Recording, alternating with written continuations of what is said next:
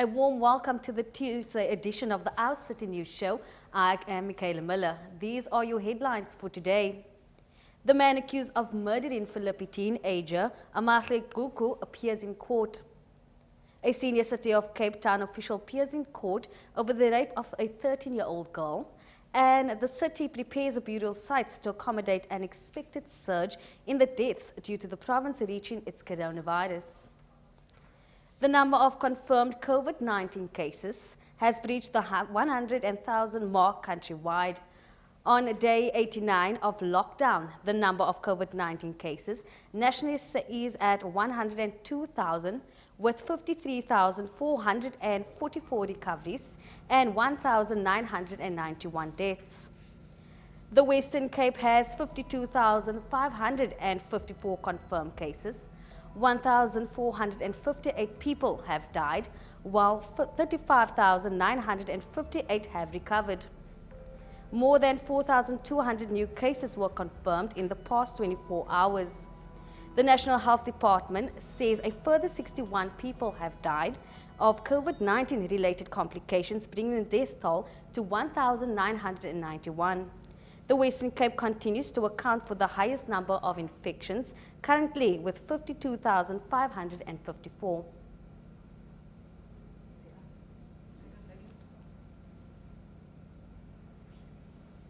We'll bring you more COVID-19 related news a bit later in the bulletin, but first we'll have a look at other local stories making news headlines.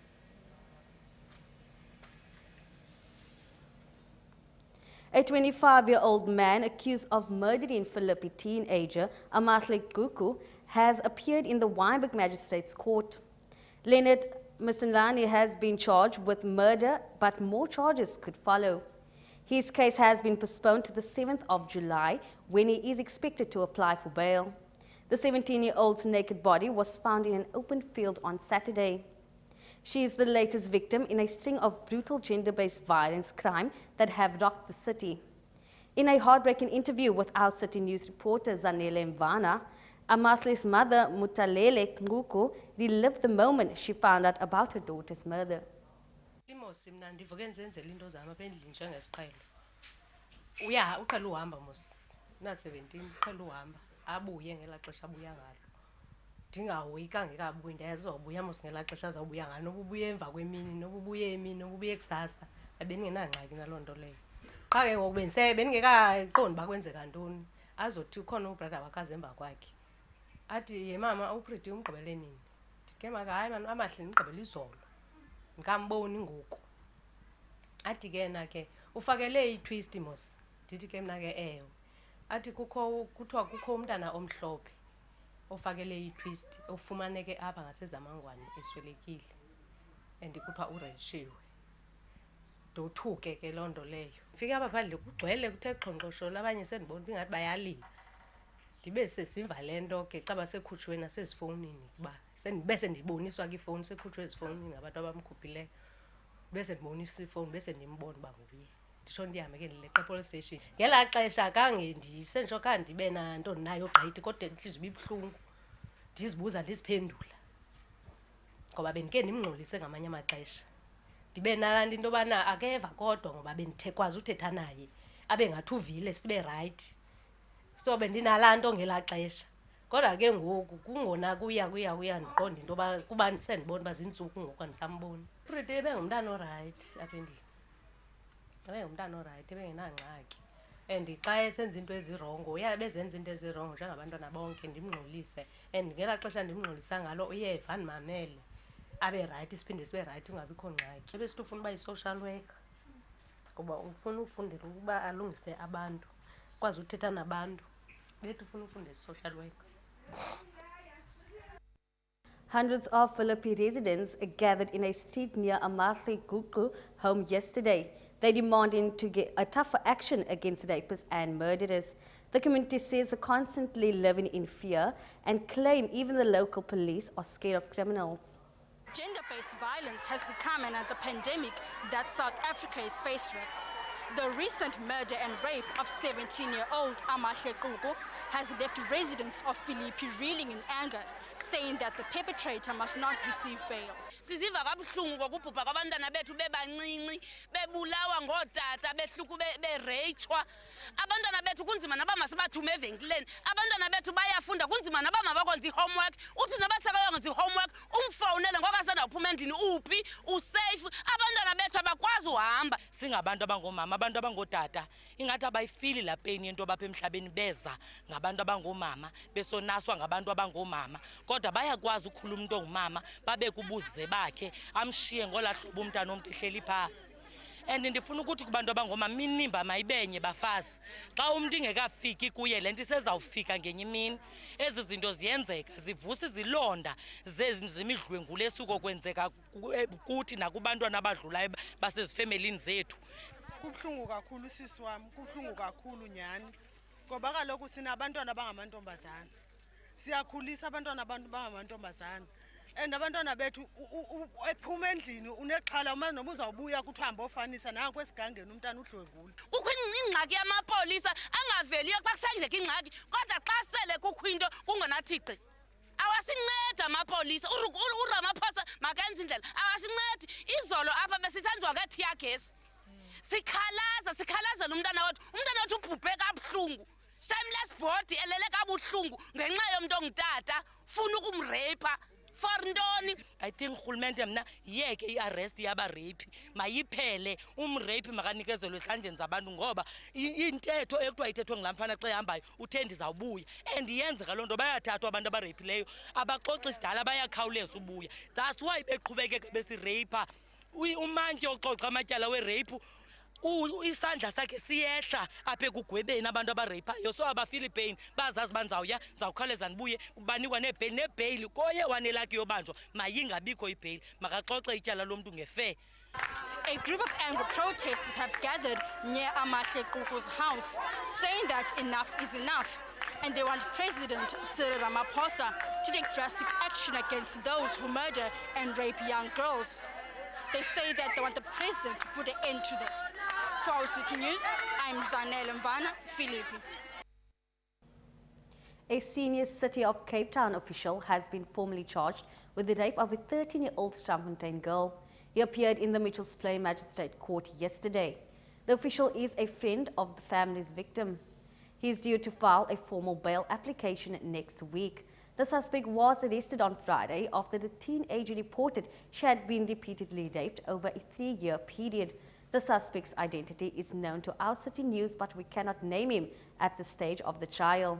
National Prosecuting Authority spokesperson Eric Ntabazalile confirmed the matter had been postponed until the 29th of June. A senior member of the DA's provincial legislature has spoken about the allegations of a sexual assault against his son. 6 high school girls accused the 17-year-old of sexual assault on social media this weekend. The politician's name cannot be made public to protect the identity of his minor son. In a statement released yesterday, the politician says he is on record for fighting gender-based violence and hopes the police will thoroughly investigate and get to the bottom of the claims in order to justice for the prevail. He says his family is not above the law.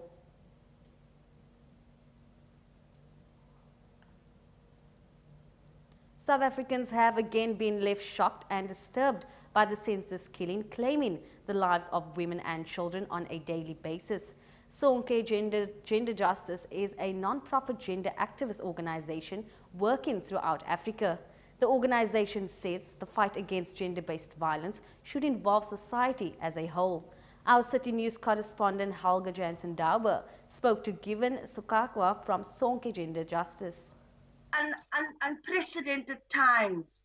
Our president in his last address characterized that we are experiencing a second pandemic, which is gender-based violence, incredibly dangerous time for women and children. To date, in the last few weeks, 21 women and children brutally murdered, possibly by someone that they knew intimately, from Gauteng to the Western Cape. Is this a correct characterization by our president?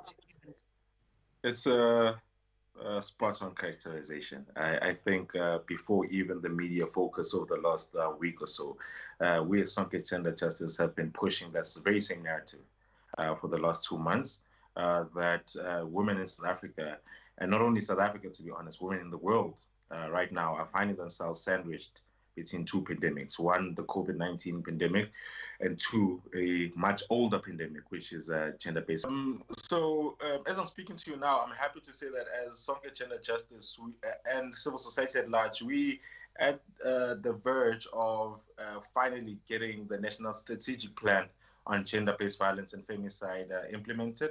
If you've been following us, you know that this is something as Sonke and civil society that we've been punting for years for the government to implement a fully funded NSP. Given the criminal justice system, in your assessment, have they sort of jacked up over the last while, given the high profile and the nature of the cases and the civil society responses? Do you feel that criminal justice system is coming to the party? We will no longer see rapists get off with a fine? I think it's definitely hard to say. And that I think that response is quite broad, because it's not only about the perpetrators, for example, I suppose justice being served in that front, but it's also having survivors, having the belief in the criminal justice system to report the cases in the first place, you know? So we can laud them for some speedy turnarounds as far as some cases are concerned, but we also know that a lot of women do not feel comfortable. So is there a responsibility for males and masculine communities now in our society to also step up and take their responsibility? Because government and civil society organizations can only do so much. It's time for men to come. At the same time, if men do not want to be accountable in their role in this fight, and then I think those men are equally to blame. Because for me, I always speak about how you don't necessarily have to be the man that pulls the trigger to be the guilty man. Our behaviors as men, our belief system, patriarchy, toxic masculinity, we seldom call each other out on those things when we're together as men. How many men do you know will stand up for a woman when his friend is catcalling a woman? Instead, we laugh about it. It's fun, And those behaviors are the behaviors that then make men think that they own women, that make men think that they're dominant. So I think it's very much men have a big role to play, but I think the first step should be accountability, because a lot of these movements that are anti gender-based violence, etc., men feel like they're under attack, and that's not the point. The point is men need to be accountable and understand the role in which we play. We'll be taking a short break. We'll be back shortly.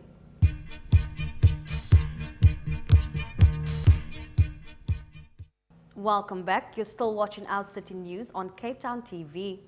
The Western Cape set to reach its peak this week. The City of Cape Town has put in place various burial sites and structures to ensure everyone is prepared for the rise in COVID-19 related deaths. Our City News reporter Stephanie Pitt filed this report. The number of confirmed COVID-19 cases in the Western Cape has risen to 52,554. Now the province is bracing itself for the fast approaching COVID-19 peak. The City of Cape Town has increased the number of burial spaces available, but has urged residents to consider alternative sites to ensure loved ones are buried with dignity. In the following video, the city's councillor for health and safety, Zahid Badruddin, explains steps it has taken to ensure it is prepared. Over the next few weeks, the City of Cape Town will find itself moving into the peak of the pandemic here in our city. A lot of preparation has been undertaken to ensure that across all directorates in the city of Cape Town, we are prepared not only to manage the needs of all of our residents, but also to prepare for the inevitability of the increase in the number of people who may succumb to COVID-19 as a result of contracting the virus. The city is engaged with a number of role players in the fatalities management value chain. Our very important partners being the burial societies and the undertakers, but also our religious institutions across all denominations have been consulted and will continue to be consulted as the city ramps up its effort to address the issues of being able to cope with the demands in our burial spaces. What we also know is that our residents play an important role in terms of understanding the seriousness of not only the management of a family member, a community member, or a friend that has passed away as a result of COVID-19, but the strict protocol that is implemented and monitored by a number of stakeholders in the process. But very importantly, the fact that COVID-19 deaths, not for the reason that they are strictly regulated, but for the reason that they are so sensitive, need to be managed accordingly.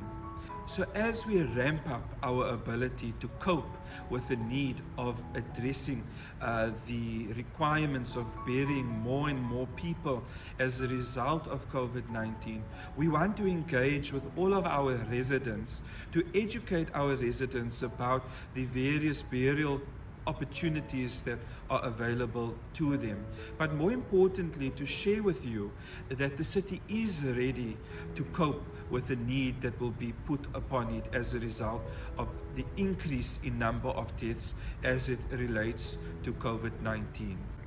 The city is committed to making sure that no matter what the circumstances are, we are ready to cope with the demand to bury individuals. But at the same time, we are educating our communities and all of our residents to let them know that there are a number of burial options available to them. On the one hand, there exist the traditional burial processes across all of our cemeteries in the city.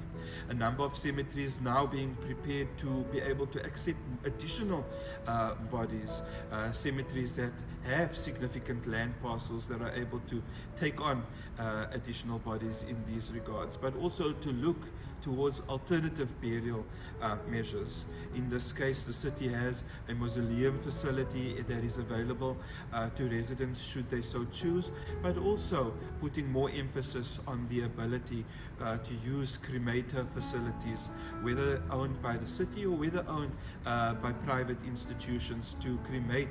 And I must emphasize that in no way is the city forcing residents to use the cremator option. We are very aware of the cultural and religious sensitivities when it comes to cremation as an option. So we will continue to work with all stakeholders in this value chain to continue to educate and engage and communicate with our residents and stakeholders to make sure that together the city is able to cope with the increasing demands that we may find ourselves in and demands that will be placed on our burial spaces over the next few weeks. Lockdown has highlighted how serious gender-based violence is in South Africa. But as this report from Voice of America indicates, Kenya too is experiencing an increase in violence against women and children due to a curfew and restrictions on movement. Lucy Award, who is 32, has come seeking help at a Kenyan government center that supports women and girls fleeing abusive men. Life has been tough for me. I don't have peace in my house. Sometimes I have no food for my children. But most of all, my husband beats me in the middle of the night. I don't sleep in peace. Kenya's police spokesman says with the COVID-19 pandemic, they are seeing more reports of gender-based violence. Many a times, the weaker sex is the female. and many a times they become victims.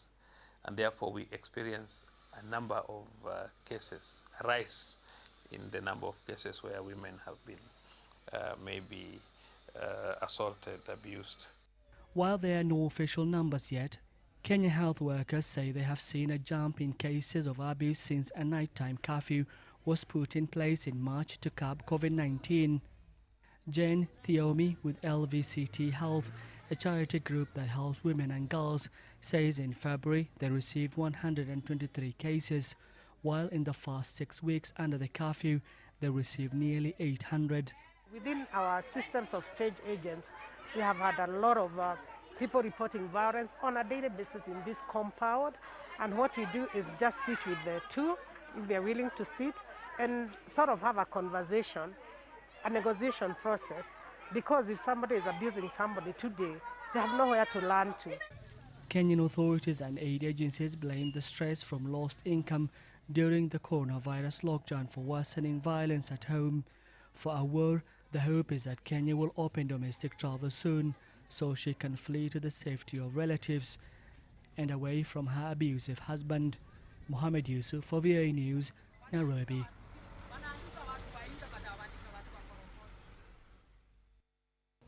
The Democratic Alliance is not giving up its court action to overturn the original ban on hairdressing and personal care salons. This is despite the sector being given the go-ahead to reopen under advanced Level 3 regulations.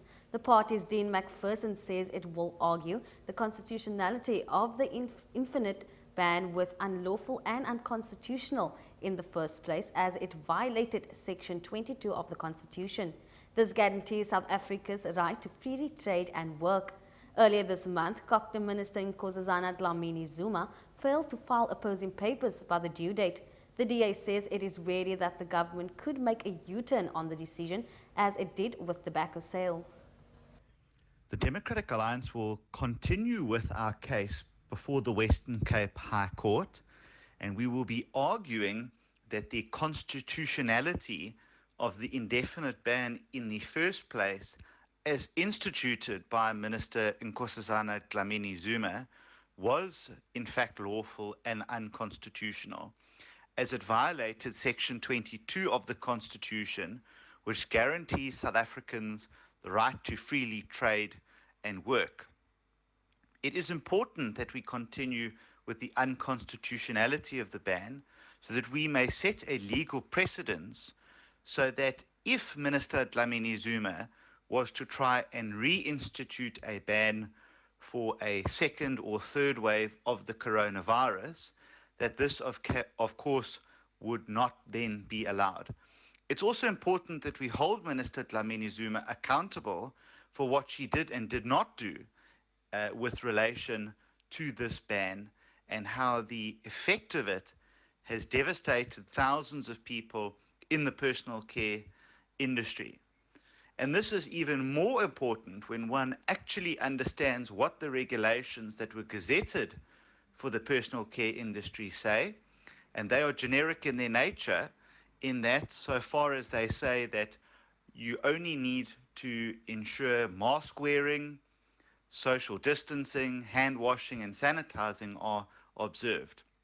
This is of course nothing unique when one looks at the regulations on other industries. And so it is questionable why this indefinite ban was needed in the first place. Coming up after the break, we take a look at what's trending on social media.